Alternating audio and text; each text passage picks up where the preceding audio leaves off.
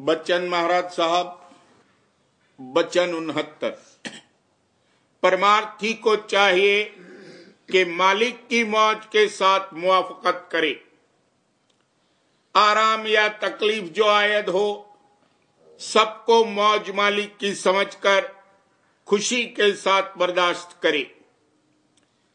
अगर वो आग में जला दे या पर्वत से गिरा दे तो भी राजी रहे। गरज ये है कि जो कुछ हालत आवे उसमें खुशी से राजी रहे। अब ऐसी हालत परमार्थी की हो जावेगी, तब उनका चित्त बड़ा ही मगन और उपराम रहेगा, गोया तमाम भार सिर पर से उतर गया। जिस किसी की ऐसी हालत है वही सच्चा दास है, वही सच्चा सेवक है और उसी की दशा मालिक किसी होगी। फिर देखना चाहिए कि मालिक किस तरह छिन छिन उसकी रक्षा और संभाल करता है। देखो, मां छोटे बच्चे की किस तरह संभाल करती है। सर्द हवा चलती है तो उसको उड़ा देती है, गर्मी पड़ती है तो पंखा झलती है। अपनी नींद और आराम का कुछ ख्याल नहीं करती और हर वक्त उसकी निगरानी करती रहती है। अगर कोई कीड़ा या भुनगा उस पर आ पड़ता है तो मां उसे दूर कर देती है और बच्चे को खबर भी नहीं होती है। इसी तरह मालिक अपने बच्चों की संभाल और रक्षा बराबर कर रहा है। बहुत आफतें ऊपर से ऊपर टाल देता है और इसको खबर भी नहीं होती। सच्चा बालक वो है जिसने सब बल तोड़कर एक राधा स्वामी दयाल का आसरा लिया है और जो कुछ दुख सुख उस पर आकर पड़ता है उन्हीं के चरणों की तरफ रुजू लाता है। जैसे जब बादल गरजता है या आंधी आती है या कोई डरावनी सूरत नजर आती है तो कैसे बच्चा अपनी मां की गोद में चला जाता है और उससे चिपट जाता है। इसी तरह परमार्थी पर जब कोई आफत आवे तो अंतर में जो सच्चे मालिक के चरण यानी चैतन्य धार मौजूद है उससे लिपट जावे। इससे यह मतलब नहीं है कि बाहर की कार्रवाई में जो जतन मुनासिब और जरूरी हैं उनको छोड़ देना चाहिए, बल्कि जो तदबीर के दुनियावी मुनासिब है वो भी करे, लेकिन अंतर में भरोसा यही रखे कि करता धरता कुल मालिक आप है।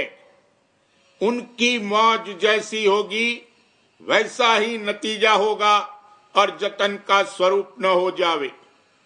जतन सिर्फ द्वारा है मौज की कार्रवाई प्रकट होने का। अगर कोई कहे कि अब जतन करना क्या जरूर है, मौज आप सब कार्रवाई कर देगी, तो ये भी बड़ी गलती और मौज के खिलाफ है, क्योंकि मालिक अंतर के अंतर निहायत गुप्त है। इसलिए वो चाहता है कि उसकी कार्रवाई भी गुप्त रहे।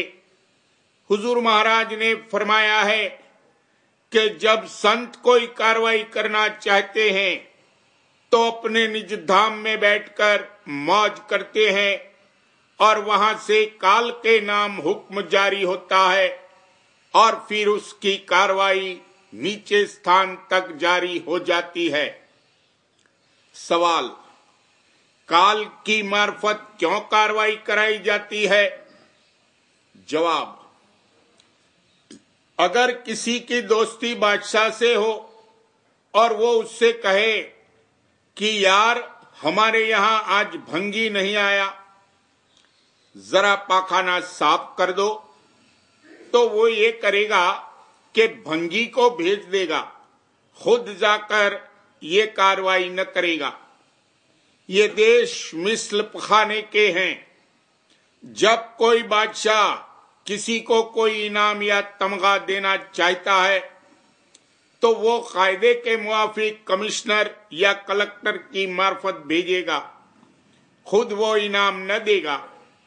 चाहे कलेक्टर इनाम पाने वाले से नाराज भी हो और खिलाफ भी हो, मगर बादशाह के हुक्म की तामील उसको जरूर करनी पड़ेगी और उस इनाम में कलेक्टर के हाथ से मिलने में कोई फर्क नहीं पड़ सकता।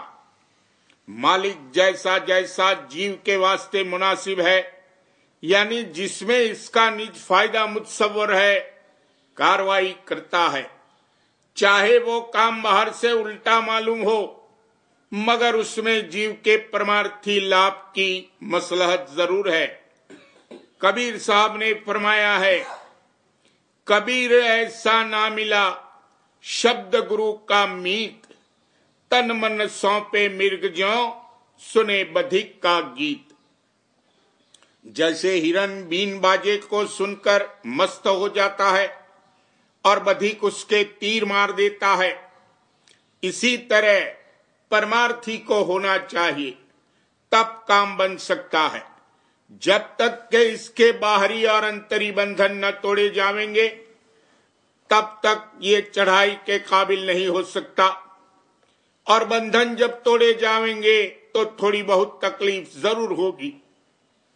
दुनिया में और कोई मत ऐसा नहीं है कि जिसमें मन पर चोट पड़े, लेकिन राधा स्वामी मत की कार्रवाई में मन के अंतर के नुक्ते पर चोट पड़ती है और इसी से ये घबराता है। अगर घबराए नहीं और मौज के साथ ऐसा ख्याल करके मुआफकत करे कि बगैर बंधन टूटे मेरा कारज हरगिज नहीं बनेगा, तो इसकी सफाई होना जल्द मुमकिन है। लेकिन जो घबरा गया और बर्दाश्त न कर सका, तो आहिस्ता आहिस्ता सफाई की जाएगी। लेकिन जब सफाई होगी इसी तरह होगी। ये मत आमतौर पर जब ही प्रकट हो सकता है जबकि जीव सफाई करके इस लायक बना लिए जावें कि अंतर अभ्यास में लगें। पुराने जमाने में जीव ईश्वर कोटि थे। ये अपने तीव्र वैराग से बहुत कष्ट उठा सकते थे और अंतर में लग सकते थे, लेकिन इस वक्त में जीवों की हालत बहुत नाजुक है। न उस कदर बैराग है और न तकलीफ बर्दाश्त करने की काबिलियत है। इस वास्ते राधा स्वामी दयाल अपने निज रूप से तमाम पृथ्वी पर ऐसी मौज फरमा रहे हैं कि जिससे जीवों की सफाई हो और इस मत में शरीक होने के काबिल बने। लड़ाई मरी कहत जो आजकल बेहिसाब फैल रहे हैं, ऐसी मौज के निशान हैं। इस तरह की कार्रवाई जैसी कि निज रूप से हो सकती है, प्रगट रूप से नहीं हो सकती, क्योंकि प्रगट रूप हर किसी को नजर आता है तो जीव उससे लड़ने को तैयार होते हैं, लेकिन गुप्त स्वरूप से उनका कुछ बस नहीं चलता।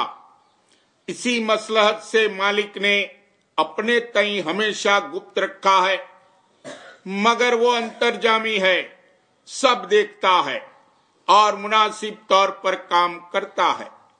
ये कार्रवाई सफाई की काल की मार्फत कराई जाती है और इससे जरूरत काल की साबित होती है।